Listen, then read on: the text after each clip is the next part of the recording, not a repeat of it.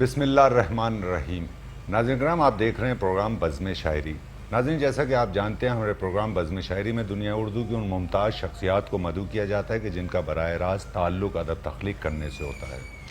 اسی تعلق سے آج ہماری بزم شاعری، ہماری بزم کی خوش نصیبی، خوش بختی کہ دنیا اردو کی ایک ممتاز شخصیت ہمارے ساتھ موجود ہیں۔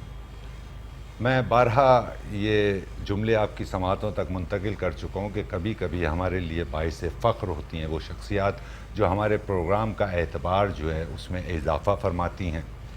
ایسی شخصیت کہ جس نے عمر بھر آج تک ادب سے رشتہ قائم رکھا ہوا ہے، زبان سے رشتہ قائم رکھا ہے۔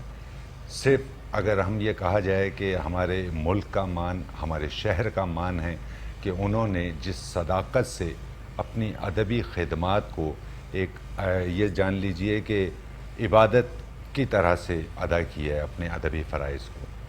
بہت سا کام ہے، افسانے لکھتے ہیں، ناول لکھے ہیں، اور شاعر با کمال شاعر ہیں، پھر تاریخ دان ہیں۔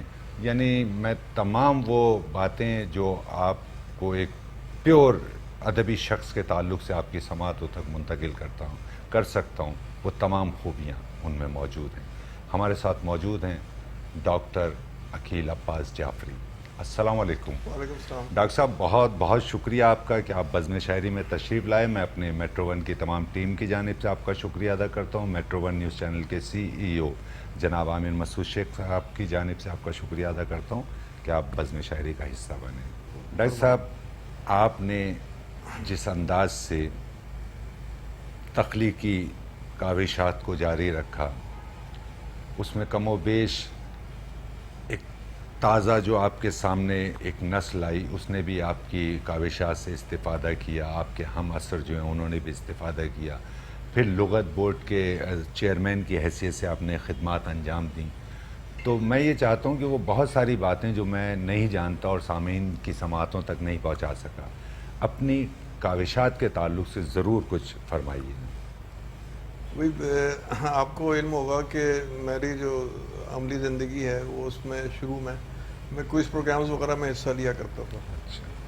تو وہاں سے کوئز پروگرامز میں جب ہم حصہ لیتے تھے تو ایک چیز ہوتی تھی کہ ہم بظاہر کچھ چیزیں مشہور ہوتی ہیں، اور جب ہم سچ مچ اس کی ریسرچ میں جاتے ہیں کہ واقعی اپنے آنکھوں سے دیکھیں کہ یہ ایسا تھا بھی کہ نہیں، تو حقیقت کچھ اور پتہ چلتی ہے۔ اچھا۔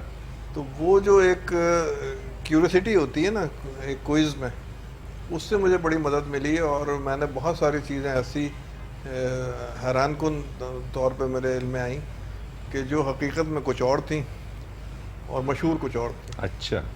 مثلا ایک بیان کروں آپ کو کہ ایک مشہور ہے کوئز پروگرام میں پوچھا جاتا ہے سوال کہ قائد اعظم بحیثیت گورنر جنرل کتنی تنخواہ لیتے تھے؟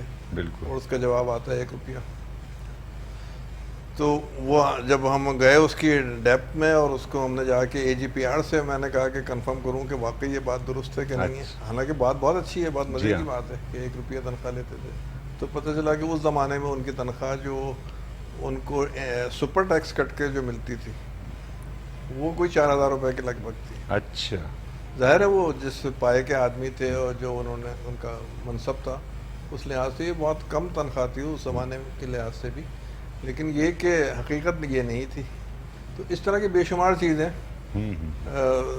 اس سے ایک مطلب کیوریسٹی کی وجہ سے یہ ہوا، تجسس کی وجہ سے، کہ بہت ساری چیزوں کے حقائق جاننے میں مدد ملی مجھ کو۔ پھر ان پر میں نے لکھا بھی، ایک میری کتاب بھی اس موضوع پر ہے، حقیقت کچھ کے نام سے، جو اردو سائنس بورڈ لاہور نے چھاپی تھی، اور اس کی 3-4 ایڈیشن چھپ چکے ہیں۔ تو اس طرح سے یہ ایک معلومات عامہ سے ایک سفر کا آغاز ہوا۔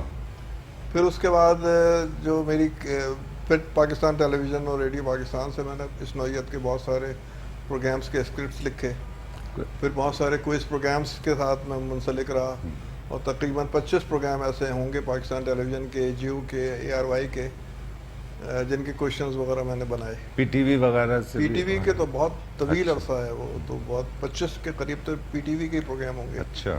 جن سے میں جن کے اسکرپٹس لکھے، اور کوئی 500 سے زیادہ اسکرپٹس میں نے لکھے، اور ان پر کچھ پروگراموں کے اسکرپٹس پر مبنی کتابیں بھی شائع ہوئیں، جیسے 7 دن پروگرام ایک ہوتا تھا، جس میں ہم یہ کرتے تھے کہ ہر ہفتے کے جو 7 دن ہیں اس میں تاریخ میں کیا واقعات پیش آئے. اچھا. تو وہ بعد میں نے اس کو کتابی شکل دی, 366 دن کے نام سے وہ کتاب منظر عام پر آئی. اور کچھ کوئز پروگرامس کے کوشچنز بھی اسی طرح سے کمپائل کیے اور وہ بھی کتابیں شائع ہوئیں. 1 سال 50 سوال میرا ایک پروگرام تھا جو اسلام آباد سینٹر سے نشر ہوتا تھا. کون بنے گا کروڑ پتی, اس طرح کے 3 پروگراموں کے میں نے سوالات مرتب کیے, ARY کے لیے, جیو کے لیے اور PTV کے لیے. اور پھر ان کو اس کا یعنی ایک انتخاب جو ہے وہ ایک کوئز بک کی صورت میں شائع کیا. تو یہ تو خیر کوئز اور بچوں کے لیے جو کام تھا وہ تھا. پھر جو اصل کتاب جس سے لوگ متوجہ ہوئے میری کوششوں کی طرف وہ تھی پاکستان کے سیاسی وڈیرے. اچھا. اصل میں جب وہ یہ الیکشنز وغیرہ کا سلسلہ شروع ہوا 1985 اور 1988 ہمارے سامنے کے الیکشنز تھے, تو دیکھا یہی گیا کہ ایک خاندان کے لوگ ہیں وہ بار بار برسر اقتدار آتے ہیں. کبھی وہ حزب مخالف میں ہوتے ہیں, کبھی وہ حزب اقتدار میں ہوتے ہیں, یا ایک بھائی حزب مخالف میں ہوتا ہے, ایک بھائی بالکل اقتدار میں ہوتا ہے, ایک بھائی بیوروکریسی میں ہوتا ہے, ایک بھائی فوج میں ہوتا ہے. تو وہ پورا ایک شکنجہ ہے جس پہ کچھ خاندان جو ہیں وہ چھائے ہوئے ہیں. یعنی جمہوریت کی شکل میں بادشاہت. جمہوریت کی شکل میں ایک موروثی جی بادشاہت ہے.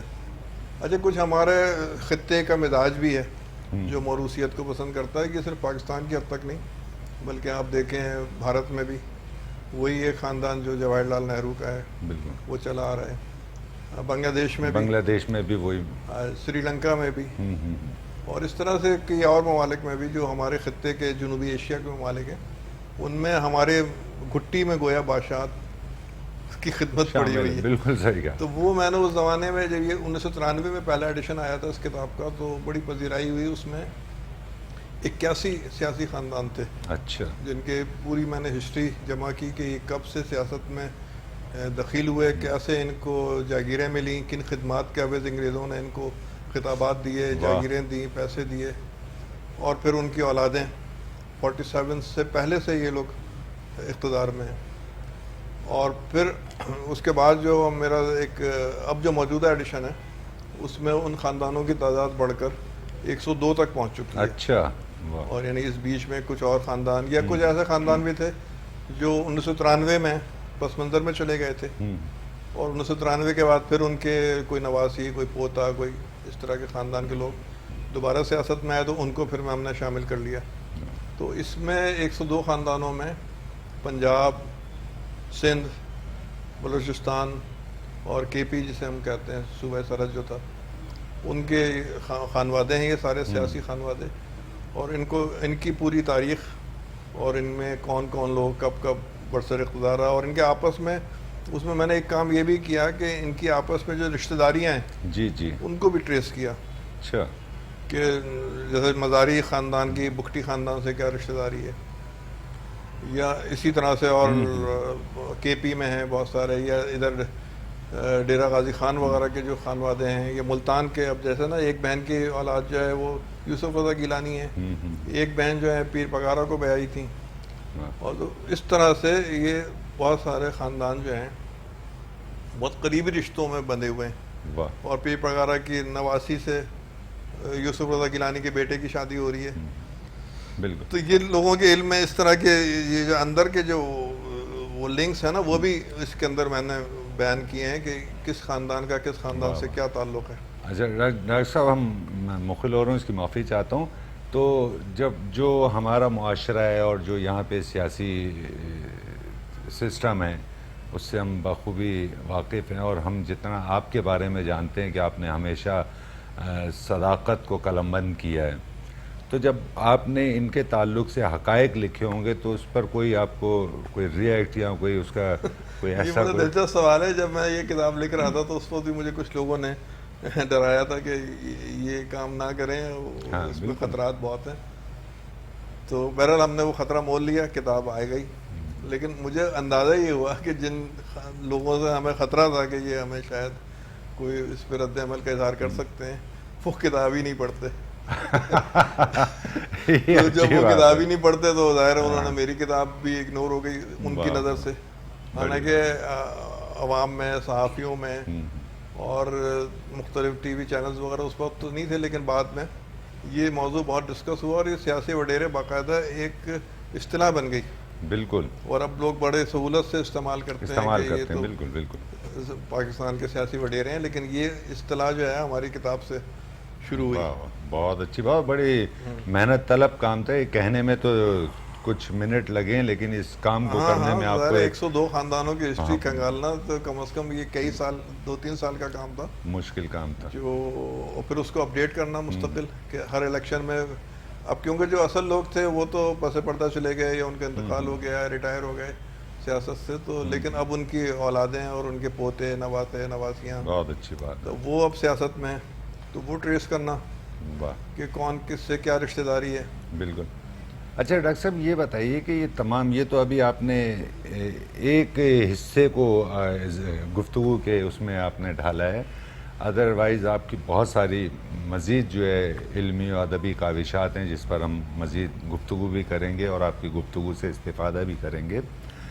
تو میں یہ بھی جاننا چاہوں گا کہ چونکہ پروگرام بزم شاعری ہے تو ان تمام کاوشات کے اثرات آپ کی شاعری پر جو مرتب ہوئے تو اسے آپ کیا سمجھتے ہیں، وہ بہتر اثرات مرتب ہوئے یا اس پہ آپ کی شاعری کہیں ڈیمیج ہوئی یا اس میں ٹھہراؤ آیا؟ وہ ہوا یہ ہے کہ میری شاعری جو ہے نا وہ پس پش چلی گئی، اور اس بات کے اعتراف میں مجھے کوئی یار نہیں ہے کہ وہ میرا ایک، جیسے گھر میں کچھ بچے ہوتے ہیں نا جن کو آپ نظر انداز کر دیتے ہیں، ٹھیک ہے، لیکن بہرحال وہ آپ کا بچہ ہوتا ہے، بالکل محبتیں تو ہوتی ہیں، محبت لیکن ہوتی ہے اس سے، تو وہ شاعری جو ہے وہ میں نے کی، اور بہت میں نے پولیٹیکل موضوعات پہ بھی شعر لکھے، مثلاً ایک وہ میری غزل ہے نامعلوم افراد جس کی ردیف ہے، وہ بہت مقبول ہوئی، اور حالانکہ وہ جن حالات میں اور جس زمانے میں لکھی گئی ہے وہ کراچی کے لیے بڑے سخت حالات تھے۔ وہ خان نثر کا کام ہو یا شاعری کا، آپ نے ہمیشہ اپنے عہد میں وہ بہت خطرناک ماحول میں ادب بھی تخلیق جیسے کیا، ایک اور نثر غزل بھی۔ تھی میری جس کی ردیف تھی برائے فروخت، برائے اور اب آپ دیکھیں 2 دن پہلے کی صورتحال یہ ہے کہ یہ فلاں ادارہ ہمارا لیز پہ دینے کی تیاری ہو رئی ہے، فلاں ادارہ بکنے والا ہے، فلاں ایئرپورٹ جا رہا ہے، فلاں، اب یہ ساری صورتحال ریفلیکٹ کر رہی ہیں، اور اس میں میرا ایک مصرع تھا، ہے اس چمن کی ہر ایک چیز ہی برائے فروخت۔ ہاں ہاں، اب وہ صورتحال ریفلیکٹ ہو رہی ہے، دکھائی دے رہی ہے، بالکل دکھائی منعکس ہو دے رہی ہے رہی اس سے، اس صورتحال سے کہ ہمارے ملک میں جو صورتحال ہے اس کو۔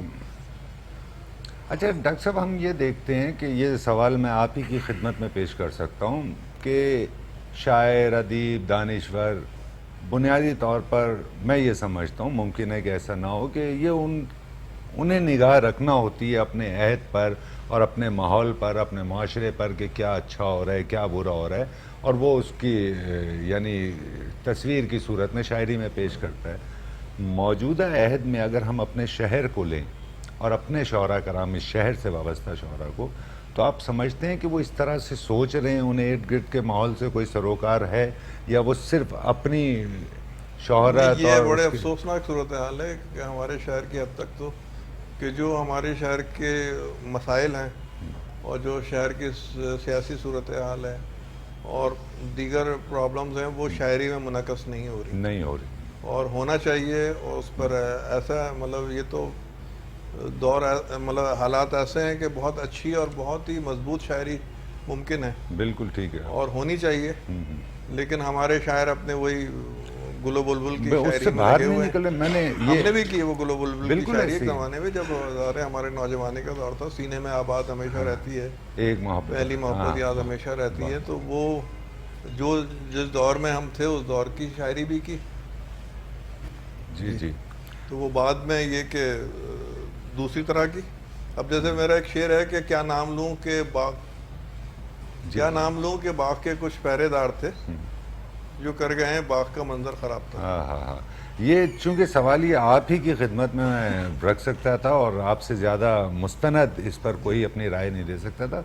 مجھے نہیں دکھتا کہ ہمارے شعراء اس طرح سے اپنے معاشرے میں انوالو ہوں، ان کی خوشیوں میں انوالو ہوں، اس کے غموں میں انوالو ہوں، پھر ہمارا معاشرہ کس سمت جا رہا ہے اسے دیکھ رہے ہوں، اور دور تک دکھائی نہیں دیتا۔ ہاں ایک چیز اپنے عہد کے شعراء میں مجھے دکھائی دیتی ہے کہ مشاعرہ کہاں ہو رہا ہے، فہرست میں میں ہوں یا نہیں ہوں، تو اور صدارت کس کی ہے، مہمان خصوصی کون ہے، مہمان خصوصی اس پر بھی نظر ہوتی ہے. اب آپ یہ اور اگر دیکھیں، میں نہیں ہوں تو میں نہیں جاؤں گا. آپ بتائیں وہ شاعر جس سے پوری قوم کو امیدیں وابستہ ہیں، وہ بیچارہ صرف شعراء کی فہرست میں دیکھ رہا ہے کہ میرا نام ہے یا نہیں ہے. ہاں، اور یہ جو سینئر شاعر ہیں وہ دوسری چیزیں ان دیکھ کے رہے ہیں. مسائل الگ ہیں. یہ ڈاکٹر صاحب ہم اس گفتگو کو مزید بڑھائیں گے، آپ کی اجازت سے ایک وقفے پر جاتے ہیں. جی. ناظرین کرام، آپ دیکھ رہے ہیں پروگرام بزم شاعری. ہمارے ساتھ موجود ہیں دنیا اردو کی ممتاز شخصیت ڈاکٹر عقیل عباس جعفری، جو اپنی خوبصورت گفتگو آپ کی سماعتوں تک منتقل کر رہے تھے. اس وقت ہم ایک وقفے پر جا رہے ہیں، وقفے سے دوبارہ حاضر ہو کر گفتگو کا سلسلہ یہیں سے دراز کرتے ہیں. ناظرین کرام، ہم وقفے سے دوبارہ آپ کی خدمت میں حاضر ہو چکے ہیں. آپ دیکھ رہے ہیں پروگرام بزم شاعری. ہمارے ساتھ دنیا اردو کی ممتاز شخصیت ڈاکٹر عقیل عباس جعفری صاحب موجود ہیں، جو وقفے پر جانے سے قبل خوبصورت گفتگو آپ کی سماعتوں اور ہماری سماعت تک منتقل کر رہے تھے. ہم عقیل عباس جعفری سے پھر درخواست گزار ہوتے ہیں کہ جہاں سے سلسلہ منقطع ہوا تھا گفتگو کا، اسے وہیں سے دراز کرتے ہیں. ڈاکٹر صاحب، آپ نے خوبصورت گفتگو فرمائی اور یہی توقعات آپ سے تھیں جب ہم آپ سے درخواست گزار ہوئے تھے کہ آپ پروگرام میں ضرور شرکت کریں اور پروگرام کا حصہ بنیں. اور آپ کے پاس تو خزانہ ہے یادداشتوں کا بھی، اور جو ہوا آپ کے سامنے ہے، جو اچھا جو برا ادب کے نام پر ہوا. ڈاکٹر صاحب، آپ نے خدمات انجام دیں اردو لغت بورڈ میں بھی، تو اس تعلق سے بتائیے کہ وہاں مجھے یہ سوال قائم کرنے کی یوں ضرورت پیش آئی کہ ایک بار شاید آپ ہی سے گفتگو ہو رہی تھی، تو آپ نے بتایا ہے کہ میں نے اپنے علم میں اضافے کے لیے آپ سے معلوم کیا کہ کیا وجہ ہے ڈاکٹر صاحب کہ کراچی کے جو سینئر لکھنے والے ہیں صدارتی تمغے یا ایوارڈ اس ٹائپ کی چیزوں سے وہ بالکل انہیں یاد نہیں رکھا جاتا، جیسے ڈاکٹر پیرزادہ قاسم یا بہت ساری ایسی مثالیں ہیں. تو آپ نے بتایا کہ یونیورسٹی میں وہ لیٹر تو آتا ہے کہ آپ یہاں کے لوگوں کے معتبر لوگوں کے نام لکھ کر بھیجیں، لیکن یہاں سے کوئی نام ہی نہیں لکھ کر بھیجتا تھا غالباً. اگر وہ تو کچھ اس تعلق سے آپ بتائیے. آپ نے دیکھا ہوگا کہ 14 اگست کو جب بھی قومی اعزازات کا اعلان ہوتا ہے، پرائڈ آف پرفارمنس ہے، تمغہ امتیاز ہے، ستارہ امتیاز ہے، تو اس میں کراچی کے لوگ بہت بری طرح سے نظر انداز ہوتے ہیں. بالکل. اس پر میں نے سب سے پہلے آواز اٹھائی 1999 یا سن 2000 کی بات ہے. میں اسلام آباد میں تھا اور اس وقت میں جسارت کے لیے ایک ادبی کالم لکھا کرتا تھا، تو اس کا نام تھا تمغوں کی ریوڑیاں. اچھا. اور اس وقت میں نے پورا ایک انالیسس کیا تھا کہ اب تک 500 سے زیادہ افراد کو پرائڈ آف پرفارمنس مل چکا لٹریچر میں، جس میں کراچی کے افراد کی تعداد 25-26 ہے. تو بڑی شہرت ہوئی تھی یہاں پہ. کراچی کے کئی ادبی پرچوں نے اس کو دوبارہ بھی شائع کیا، اور ہم ہر سال یہی دیکھتے تھے کہ کراچی کے لوگ نظر انداز ہو رہے ہیں. پھر جب فیس بک وغیرہ کا ہمیں پلیٹ فارم ملا تو ہم نے فیس بک پہ بھی ہر سال 14 اگست کو لکھنا شروع کیا کہ صاحب کراچی کے ادیب و شاعروں کو ایوارڈ اس سال بھی نظر انداز کر دیا گیا. جب میں 2016 میں نے جوائن کیا اردو لغت بورڈ بطور مدیر اعلیٰ، تو ایک لیٹر آیا اسلام آباد سے کہ آپ شہر کے کچھ لوگوں کے نام نامزد کیجئے انہیں اعزازات کے لیے.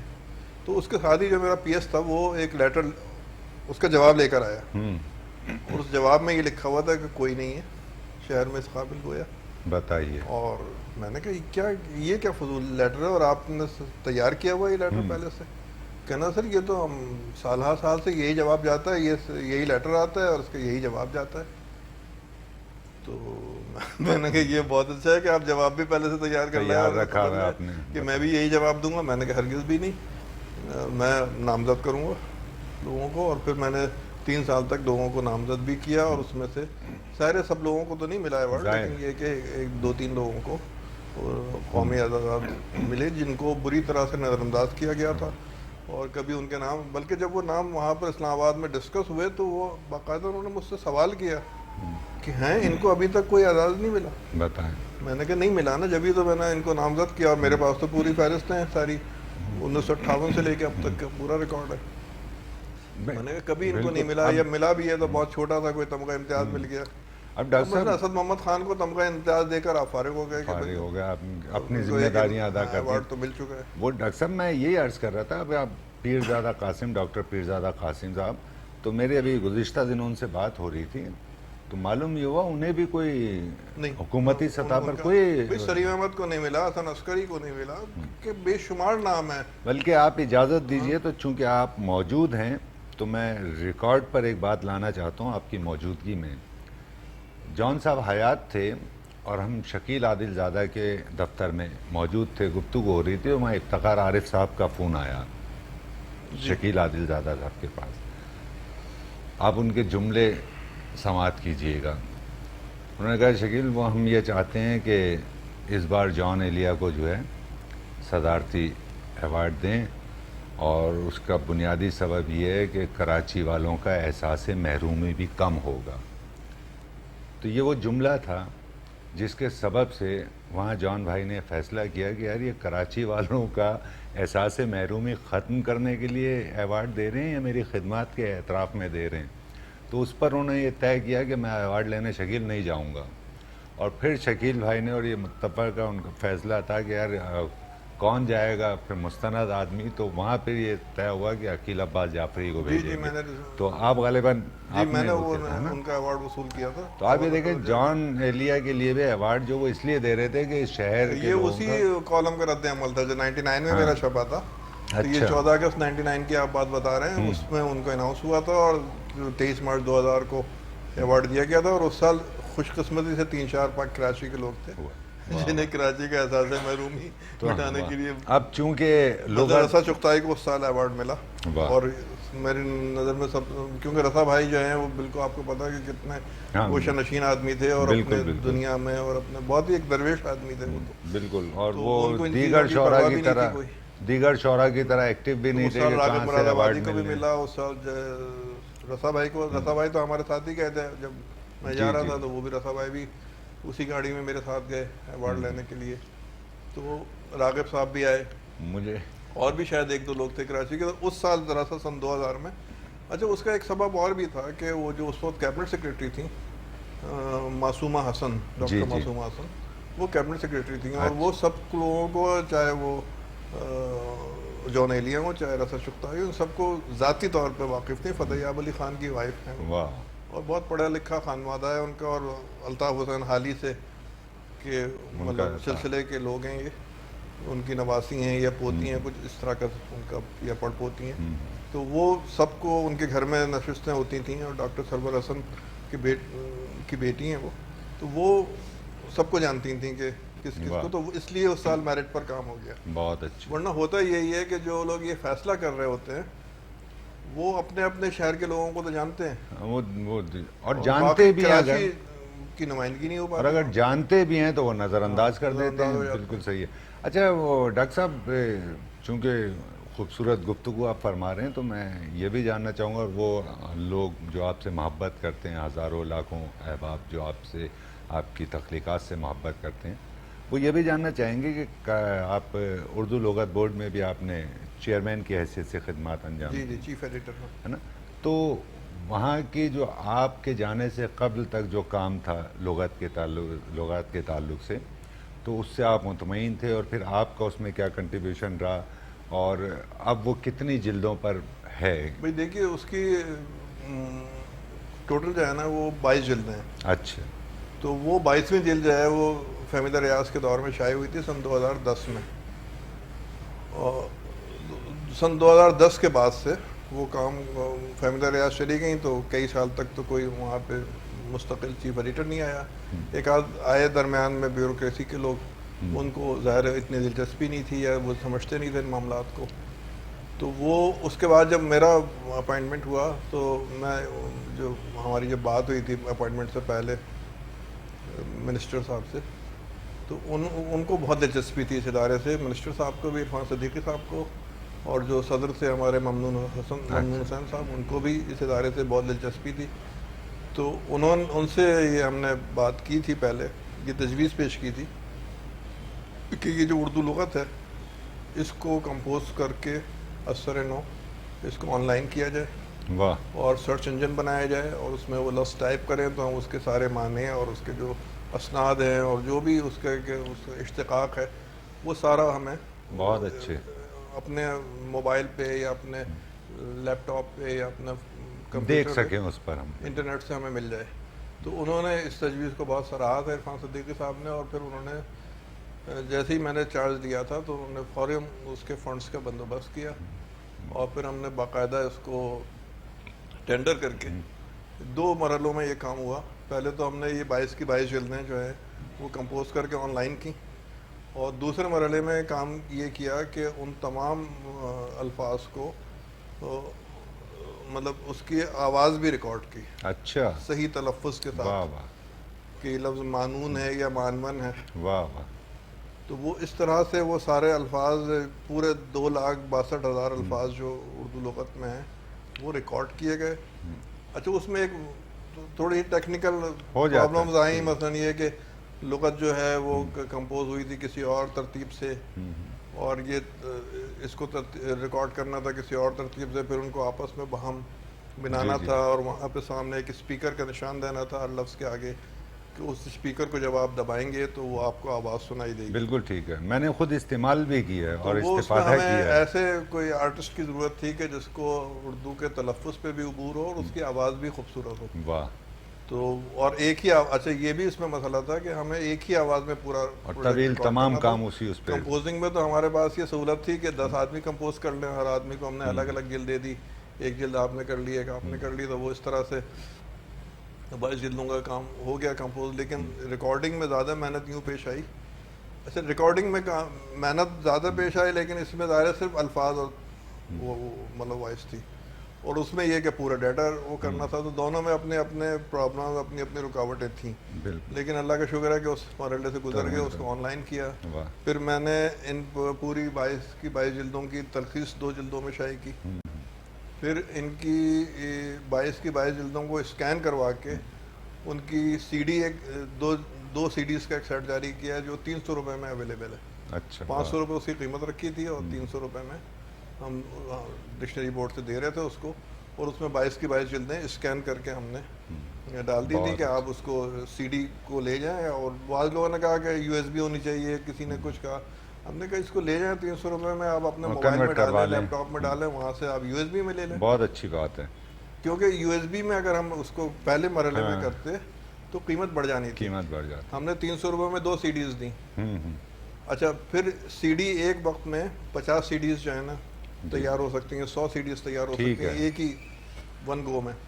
لیکن اس میں یہ تھا مرحلہ، اس وقت ہو سکتا ہے آپ کوئی اور نیا سسٹم آ گیا ہو کہ ہر یو ایس بی کو الگ الگ آپ کو بالکل کاپی کرنا تھا. بالکل. اس میں دیر بھی تاخیر بھی ہو رہی تھی. تو ہم نے کہا اس کو آپ خود کر لیں یہ کام، اور یہ کہ یا پھر اگر آپ چاہتے ہیں کہ آپ کے لیپ ٹاپ میں آپ کے ڈیٹا بیس میں محفوظ ہو تو آپ وہاں ڈاؤن لوڈ کر لیں. بہت اچھی بات ہے. اچھا پھر ہم نے 3 شاعروں کی فرنگیں بھی شائع کی، مثلا یگانہ کی، غالب کی اور انیس کی. واہ. اور جب میں آیا ہوں تو 3-4 فرنگیں ہماری تیار تھیں جو ابھی تک نہیں چھپ سکیں. مثلا ایک بچوں کی فرنگ تیار تھی، ایک فرنگ تصوف بھی چھاپی تھی. اچھا. تو یہ کچھ فرنگیں ہم نے تیار کی. پھر میں نے 3 مرحومین لوگوں کے بک کلیکشنز حاصل کیے. واہ. محسن بھوپالی صاحب کا سب سے بڑا کلیکشن تھا، اور کوئی 6-6.5 ہزار کتابیں. اچھا. پھر فہمیدہ ریاض صاحبہ کا کوئی 1.5-2 ہزار کتابیں ان کی تھیں، اور ایسی 1.5-2 ہزار کتابیں جو تھیں قدرت نقوی صاحب کی. اور قدرت نقوی صاحب کی جو کتابیں تھیں وہ اردو لغت بورڈ میں چونکہ جاب بھی کرتے تھے اور لغت پہ بہت عبور تھا ان کو، تو ان کے پاس سے ہمیں پرانی فرنگیں اور پرانی لغات بہت سارے اچھے تاریخی ان کے گھر سے ہمیں ملے. تو ان کے بیٹے نے آ کے خواہش ظاہر کی تھی کہ میرے والد یہاں پہ منسلک بھی رہے اس ادارے سے اور ہم اپنا کلیکشن جو ہے دینا چاہتے ہیں. تو یہ 3 کلیکشنز کا وہاں پہ اضافہ کیا. پھر اور بے شمار چھوٹے چھوٹے کام وہاں پر. دیوار رفتگاں کے نام سے ایک دیوار ہم نے بنائی جس میں جو ہمارے اردو لغت بورڈ سے لوگ وابستہ رہے تھے، مولوی عبدالحق ہیں، جوش ملی آبادی ہیں، نسیم امروی ہیں، حقی صاحب ہیں، فرمان صاحب ہیں، ان سب کی ہم نے تصویریں، پورٹریٹ اور ان کے بایو ڈیٹا وہاں پر ڈسپلے کیا. پھر اپنے ہم نے مختلف گوشوں کو نام دیے کہ مثلا لائبریری کو ہم نے جوش صاحب کے نام سے موسوم کر دیا، جوش ملی آبادی یادگاری کتب خانہ. تو اس طرح کے نسیم صاحب کے نام سے کر دیا، حقی صاحب کے نام سے کوئی گوشہ کر دیا، کوئی فرمان صاحب کے نام سے پہلے ہی ایک ہال موجود تھا وہاں پہ. پھر ہمارا جو ادارہ ہے اس کا جب قیام عمل میں آیا تھا اور جب یہ شارع فیصل پہ ہوتا تھا تو پرانے جو ہمارے شمارے تھے اردو نامہ کے، اس میں ہمیں نام ملتا تھا اردو منزل میں مہمانوں کی آمد، اردو منزل میں فلاں تشریف لائے اردو. میں نے کہا کہ بھئی اس ادارے کی جو پہلی عمارت تھی اس کا نام اردو منزل رکھا گیا تھا. واہ. تو وہی اب اس عمارت کا نام بھی ہونا چاہیے. تو ہم نے وہ بھی اس کو اردو منزل کا نام دیا. پھر جو ہمارا ایک رسالہ اپنی اشاعت ختم کر چکا تھا اردو نامہ، 52 شمارے اس کے شائع ہو چکے تھے، اس کے بھی ہم نے 2 مزید شمارے شائع کیے. غالب نمبر بھی تیار تھا، وہ شاید ابھی تک نہیں آیا. اس کے بعد 3 سال 2.5 سال مجھے ہو گئے. اور پھر ایک اور جو بنیادی کام کیا جس کی بہت لوگ فرمائش کر رہے تھے اور اصرار کر رہے تھے، وہ بہت محدود لوگوں کے کام کی چیز ہے، لیکن یہ کہ وہ ضروری کام تھا کہ اردو لغت کے ان 22 جلدوں میں ہم نے جتنی اسناد دی ہیں وہاں پر کتاب کا نام لکھا ہوا ہے. بہت اچھے. کہ مثلا یہ سند ہم نے گنجینہ معانی سے لی ہے، حوالہ اس کا دیا گیا، یا باغ و بہار سے صفحہ نمبر اتنے پر ہے یہ. اب گنجینہ معانی کا مصنف کون ہے، واہ واہ، کس سن میں چھپی ہے، کون سا اس کا اشاعت ہے، اول ہے، اشاعت دوم ہے، اشاعت سوم ہے، کس شہر سے چھپی ہے. بالکل. تو وہ ساری تفصیل ہم نے کوئی 6,500 کتابوں کی، بہت اچھے، وہ بھی کتابیات لغات کے نام سے شائع کی. ڈاکٹر صاحب میں مخل ہو رہا ہوں، ایک بار پھر آپ سے معافی چاہتا ہوں، اور ہم یہ بھی چاہیں گے کہ چونکہ آپ اتنی علمی گفتگو ہماری سماعت تک منتقل کر رہے ہیں، تو ایک وقفے پہ ہم جائیں گے، اس کے بعد پھر ہم آپ سے اشعار بھی سماعت کریں گے، اور اس کے بعد ہم یہ چاہیں گے کہ یہ گفتگو کا سلسلہ مزید اس سے ہم بڑھائیں، اور یہ ہم پروگرام جو ہے وہ 2 پروگراموں کی صورت میں پیش کریں گے.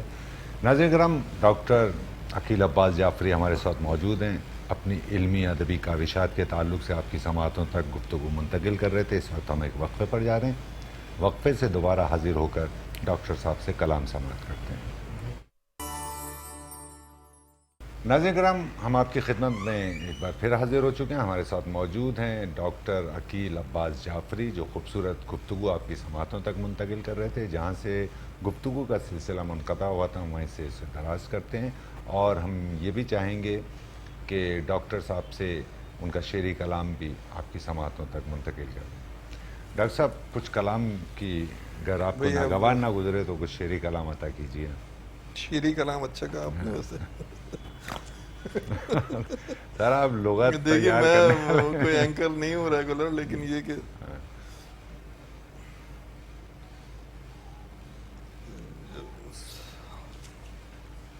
غزل کے چند جی عطا کیجیے.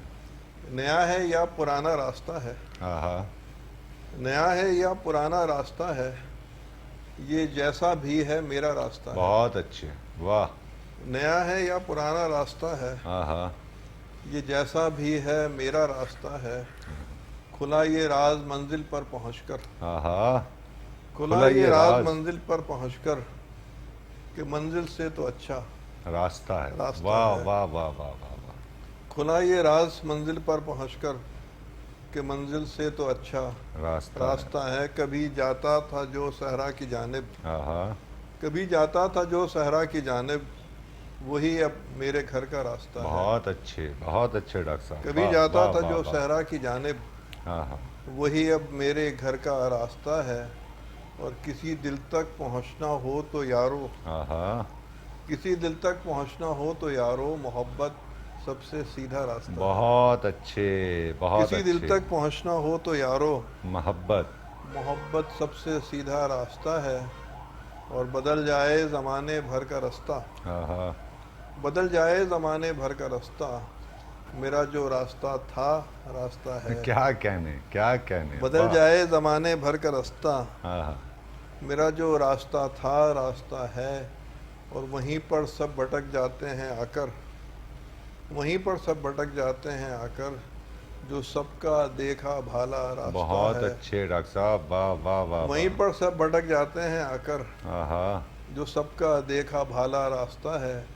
تیرے خوابوں سے آنکھیں ہیں منور، تیرے خوابوں سے آنکھیں ہیں منور، تیری یادوں سے دل آراستہ ہے. کیا کہنے، کیا کہنے. تیرے خوابوں سے آنکھیں ہیں منور، تیری یادوں سے دل آراستہ ہے.